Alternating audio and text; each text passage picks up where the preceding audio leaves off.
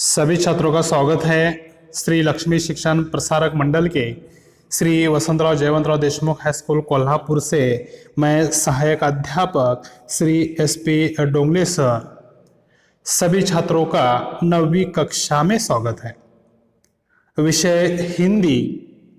आदरणीय अटल बिहारी वाजपेयी जी लिखित निर्माणों के पावन युग में यह पद्यांश आज हम देखने जा रहे हैं।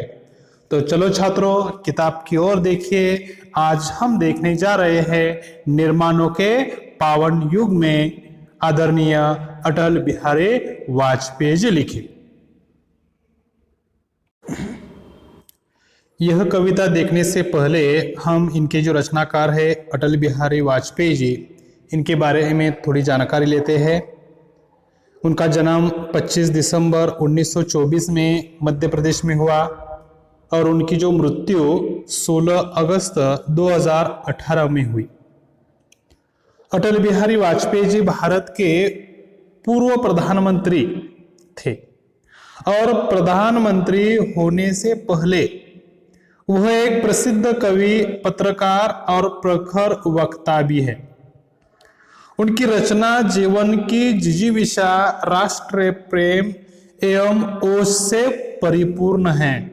ऐसे अटल बिहारी वाजपेयी जी है। उनकी जो प्रमुख रचनाएं हैं उनमें से मेरी 51 कविताएं, कुछ लेख, कुछ भाषण, बिंदु बिंदु विचार, अमर बलिदान, यह उनकी कुछ प्रसिद्ध रचनाएं हैं। पद्यांश संबंधी हम जानकारी लेते हैं। रस की अनुभूति कराने वाली, सुंदर अर्थ प्रकट करने वाली, लोकोत्तर आनंद देने वाली रचनाओं को हम कविता कहते हैं। इसमें दृश्य की अनुभूति को साकार किया जाता है। प्रस्तुत कविता में वाजपेयी जी ने नूतन अनुसंधान, संस्कृति के सम्मान, जगत का कल्याण, उत्थान करने के साथ ही साथ हमें चरित्र का निर्माण करना है। चरित्र के बारे में विशेष हमें ध्यान देना है, उसे महत्व प्रदान करना है। यह इस पद्यांश में बताया गया है। तो चलो हम सबसे पहले अटल बिहारी वाजपेयी जी के बारे में जानकारी लेते हैं। अटल बिहारी वाजपेयी भारत के पूर्व प्रधानमंत्री थे और वह 3 बार प्रधानमंत्री हो चुके हैं। जब वह पहली बार प्रधानमंत्री हुए तो उनकी सरकार 13 दिन तक चली। दूसरी बार हुए तो उनकी सरकार 13 महीने चली और तीसरी बार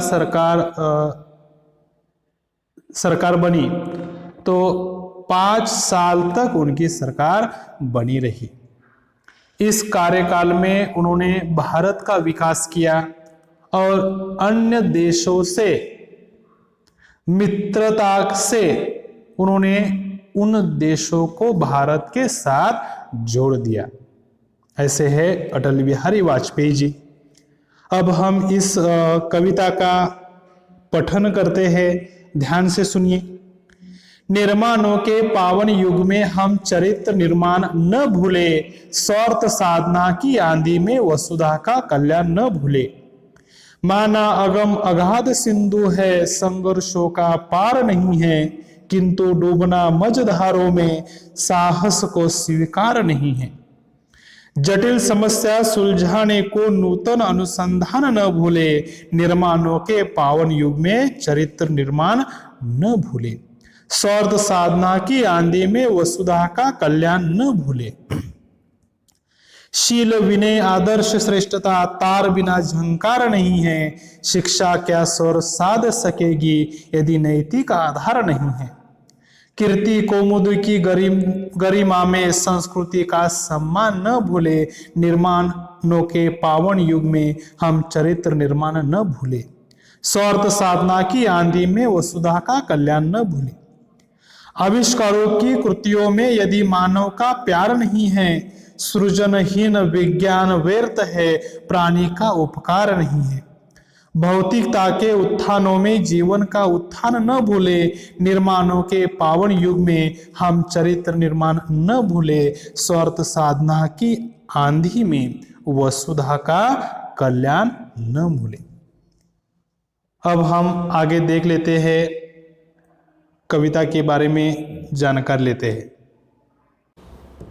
चलो हम आगे बढ़ते हैं, कविता को देख लेते हैं। निर्माणों के पावन युग में हम चरित्र निर्माण न भूले, स्वार्थ साधना की आंधी में वसुधा का कल्याण न भूले। नए शब्द काव्य में लिख लीजिए। निर्माण यानी बनाने या रचने की क्रिया या रचना। पावन यानी पवित्र, चरित्र यानी आचरण, स्वार्थ साधना यानी अपना मतलब सिद्ध करने की क्रिया, वसुधा यानी पृथ्वी, कल्याण यानी भलाई। अब देखिए, निर्माणों के पावन युग में हम चरित्र निर्माण न भूले, यानी यह जो युग है यह विकास का युग है, और इस विकास के युग में, इस विज्ञान के युग में, इस आधुनिक युग में जहां हम देखें वहां परिवर्तन ही हो रहा है, उनका विकास ही हो रहा है। यानी इसलिए यह युग बहुत ही पवित्र माना गया है, और इस पवित्र युग में हमें अपने चरित्र के ओर हमें ध्यान देना चाहिए। हमें भी अच्छा चरित्र यहां पर निर्माण करना जरूरी है, यानी हमें अपने आचरण की ओर हमें ध्यान देना चाहिए और अच्छा चरित्र निर्माण करने की कोशिश हमें करना चाहिए। स्वार्थ साधना की आंधी में वसुधा का कल्याण न भूले, यानी हमें इस बात को ध्यान में रखना चाहिए। निर्माणों के सामने हमें चरित्र निर्माण की बात भूलनी नहीं चाहिए। और लोग स्वार्थ सिद्ध कर रहे हैं, यानी अपना जो स्वार्थ है वह सिद्ध कर रहे हैं, और इस स्वार्थ की इस दुनिया में कवि कह रहे हैं कि अपना हित साधते साधते हमें संसार के कल्याण की बात को भूलना नहीं चाहिए, यानी संसार की ओर हमें यहाँ पर देखना जरूरी है। इसलिए अटल बिहारी वाजपेयी जी कह रहे हैं कि स्वार्थ साधना की आंधी में हमें वसुधा का कल्याण न भूले। चलो हम आगे देखते हैं। माना अगम अघात सिंधु है, संघर्षों का पार नहीं है, किंतु डूबना मच धारों में साहस को स्वीकार नहीं है। जटिल समस्या सुलझाने को नूतन अनुसंधान न भूले। नए शब्द देखिए।